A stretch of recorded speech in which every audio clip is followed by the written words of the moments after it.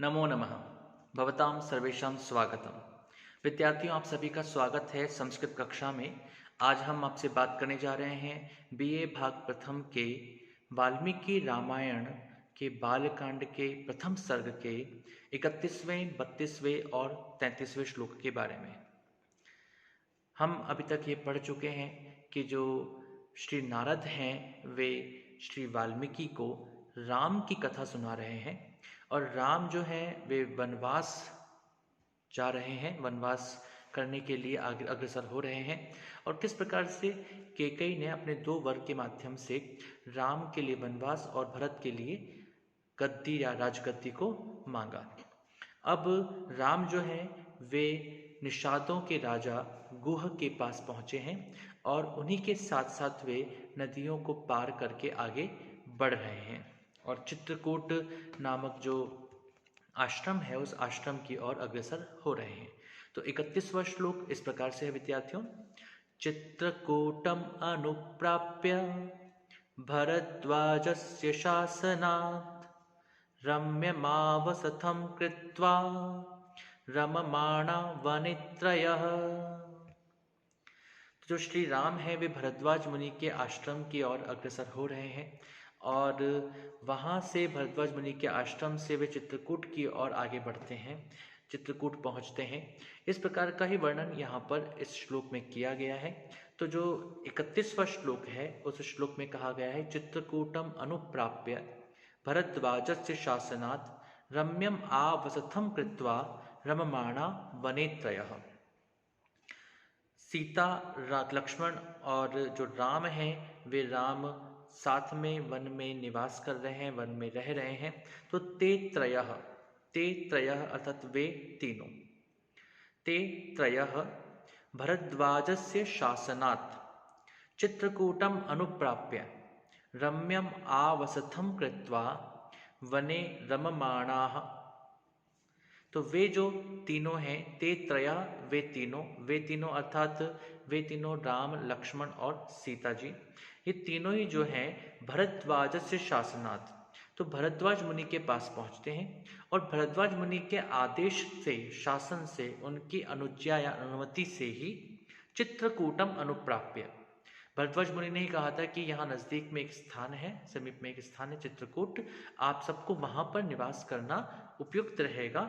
चित्रकूटम अनुप्राप्य, चित्रकूट नाम के स्थान को अनुप्राप्य पहुँचकर, प्राप्त कर, देव गंधर्व संकाशः, तो देव गंधर्व संकाशः तत्र रममाणः, तत्र रममाणः तत्र रमण यानी कि वहाँ पर रमण करते हुए, रम्यम आवसथं कृत्वा, रम्यम अर्थात सुखद, सुख देने वाली, रमणीय आवास, आवसथम आवास को कृत्वा निर्माण करके, बना करके, सुखम न्यवसन सुखपूर्वक रहने लगे। यानी कि यहाँ पर जो ये 31वां श्लोक है, इस 31वें श्लोक में उन्होंने कहा है कि भरद्वाज मुनि के आदेश की अनुपालना करते हुए चित्रकूट नामक स्थान को प्राप्त करके वे तीनों जो हैं वे तीनों एक रमणीय आवास को बना करके वहाँ पर रहने लगे। इसके बाद आता है 32वां श्लोक।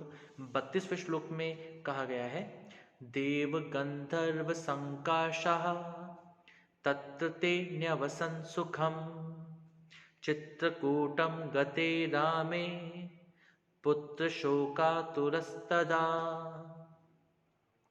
देव गंधर्व संकाशः तत्र ते न्यवसन् सुखम चित्रकूटम गते रामे पुत्र शोकातुरस्तदा। इसका जो अंतिम भाग है पुत्र शोकातुरस्तदा, इसकी जो अनुवृत्ति है वह अनुवृत्ति अगले श्लोक तक जाती है, अर्थात 33वें श्लोक में भी जाएगी। हम इसका जो संक्षिप्त अर्थ है उसको समझने का प्रयास करते हैं। यहाँ पर ये कहा गया है कि जो हमने पूर्व श्लोक को पढ़ा, अर्थात 31वें श्लोक की अनुवृत्ति 32वें श्लोक में आ रही है और 32वें श्लोक की अनुवृत्ति 33वें श्लोक में जा रही है। तो यहाँ पर जो 31 श्लोक में हमने पढ़ा था कि भरद्वाज मुनि के अनुदेश, आज्ञा या आदेश को का पालन करते हुए चित्रकूट नामक स्थान पर रहने लगे। और इसी के साथ साथ में उन्होंने कहा था देव गंधर्व संकाशः, देव अर्थात देवता, गंधर्व अर्थात गंधर्व, तो देवता और गंधर्वों के समान वहाँ पर रमण करते हुए, तो देव गंधर्व संकाशः, इस वजह से देवता और गंधर्व वनों में विहार करते हैं, विचरण करते हैं, रमण करते हैं। उसी प्रकार से राम, लक्ष्मण और सीता जो हैं वे भी वन में विहार कर रहे थे, विचरण कर रहे थे, रमण कर रहे थे। तो यहाँ पर कहा गया है कि देव गंधर्व संकाशा ते न्यवसन सुखम। देव गंधर्व संकाशा अर्थात देव और गंधर्वों के समान तत्र अर्थात उस चित्रकूट आश्रम में ते वे सभी न्यवसन सुखम सुखम सुखपूर्वक न्यवसन रहने लगे। चित्रकूटम गते रामे पुत्र शोकातुरस्तथा। तो एक तरफ तो यह स्थिति है कि चित्रकूट नाम के आश्रम में, चित्रकूट नाम के स्थल पर राम, लक्ष्मण और सीता सुखपूर्वक निवास करने लगे। लेकिन अयोध्या की स्थिति इससे बिल्कुल अलग है। अयोध्या उदास है, अयोध्या के लोग जो हैं वो अत्यधिक कष्ट में हैं। उनके मन में बार बार ये प्रश्न उठ रहा है कि जो श्री राम है वे यहाँ से चले गए, अब हमारा क्या होगा। इधर से जो राम के पिता हैं, राम लक्ष्मण के जो पिता हैं, जो दशरथ हैं, वे दशरथ भी अपने मन पर, अपने हृदय पर एक प्रकार से बहुत बड़े आघात को अनुभव कर रहे हैं कि मेरे कारण से राम और लक्ष्मण जो हैं और सीता जो हैं उनको वन की ओर प्रस्थान करना पड़ा है।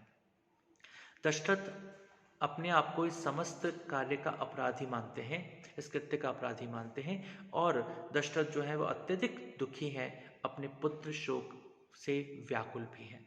उसी बात को यहाँ पर 32वें श्लोक की जो द्वितीय पंक्ति है इसमें कहा गया कि चित्रकूटम गते रामे, चित्रकूट गते रामे, चित्रकूट चले जाने पर, गते चले जाने पर, रामे राम के अर्थात राम के चित्रकूट की ओर प्रस्थान कर लेने पर पुत्र शोकातुरस्तदा, तदा अर्थात तब, पुत्र शोकातुरः पुत्र के शोक से आतुर होकर के, पुत्र के शोक के कारण से, पुत्र के विरह के कारण से। हम सब जानते हैं कि जो दशरथ हैं उनको से अपने चारों ही पुत्र बहुत प्रिय थे, लेकिन राम उनको विशेष प्रिय थे, क्योंकि राम का जो स्वभाव था, राम की जो आदर्श एक स्वरूप था, उस स्वरूप को देख करके दशरथ के मन में ये बार बार विचार आता था कि वास्तव में एक पुत्र के रूप में मैंने एक दिव्य आत्मा को प्राप्त किया है। और दशरथ के मन में ये बात पीड़ा थी कि मैं एक श्रेष्ठ राजा, जो कि राम थे, उन श्रेष्ठ राजा के रूप में अयोध्या को एक श्रेष्ठ व्यक्तित्व, एक श्रेष्ठ राजा प्रदान नहीं कर पाया। और इस कारण से पुत्र के शोक से विह्वल होकर के, पुत्र के शोक से आतुर होकर के हम जानते हैं कि उनकी मृत्यु हो जाती है। और इसी मृत्यु का वर्णन जो है वह अगले 33वें श्लोक में किया गया है। तो 33वां श्लोक इस प्रकार से है, राजा दशरथः सवर्गे जगाम विलपन सुतम गते तु तस्मिन् भरतो वशिष्ठ प्रमुखे द्विजः। रामे चित्रकूटम गते तदा पुत्र शोकातुरः राजा दशरथः सुतम विलपन स्वर्गम जगाम। तो जो इसकी पूर्व वाली पंक्ति थी, यानी कि 32वें श्लोक की जो अंतिम पंक्ति थी, उसमें हमने पढ़ा था कि जो राम है, राम के चित्रकूट चले जाने पर उनके जो पिता दशरथ हैं, वे दशरथ अत्यधिक पुत्र के शोक से आतुर हुए, व्याकुल हो गए। और इस कारण से व्याकुल होकर के राजा दशरथ, जो राजा दशरथ थे, वे सुतम उस पुत्र के लिए विलाप करते हुए, विलाप करते हुए स्वर्गम जगाम अर्थात स्वर्ग को प्राप्त हुए, स्वर्गवासी हो गए, मृत्यु को प्राप्त कर गए। गते तु तस्मिन् भरतः वशिष्ठ प्रमुखे द्विजः।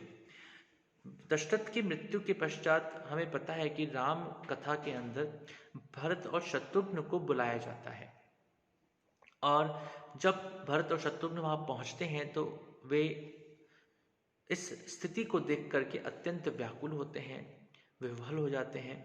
एक तरफ पिता की मृत्यु, दूसरी तरफ राम जैसे बड़े भाई और लक्ष्मण और सीता जी का वन की ओर चला जाना। तो एक हंसते खेलते परिवार में एक अचानक से इस प्रकार की स्थितियों को उत्पन्न होता हुआ देख करके वे अत्यधिक दुखी होते हैं। और जो भरत हैं, वे भरत अपनी माँ कैकेयी के प्रति अत्यधिक नाराजगी भी व्यक्त करते हैं, अत्यधिक उनसे रुष्ट भी होते हैं, क्रोधित होते हैं। और उसी के कारण से गते तु तस्मिन्, यहाँ पर कहा गया कि गते तु तस्मिन् अर्थात उनके चले जाने पर, अर्थात राजा दशरथ की मृत्यु हो जाने पर, वशिष्ठ प्रमुखे द्विजे, वशिष्ठ प्रमुख द्विज अर्थात वशिष्ठ आदि प्रमुख द्विजों के द्वारा भरतः, जो भरत है उन भरत को बुलाया जाता है और उनको राज्य के लिए, राज्य का एक प्रकार से जो अधिकारी है या शासक है या राजा है, उस राजा के पद पर नियुक्त होने के लिए कहा जाता है। ये अगली पंक्ति में हम लोग पढ़ेंगे। तो यहाँ पर जो है इसमें कहा गया है कि जो वशिष्ठ आदि मुनि हैं उन मुनियों के द्वारा, ब्राह्मणों के द्वारा, वहाँ के अत्यधिक बुद्धिजीवी संपन्न वर्ग के द्वारा भरत को आमंत्रित किया जाता है, बुलाया जाता है और बुला करके उन्हें राजगद्दी प्राप्त करने के लिए कहा जाता है। तो हमने जो 3 श्लोक हैं, इन 3 श्लोकों में ये पढ़ा कि जो राम है वे राम भरद्वाज मुनि के आदेश की अनुपालना में चित्रकूट गए।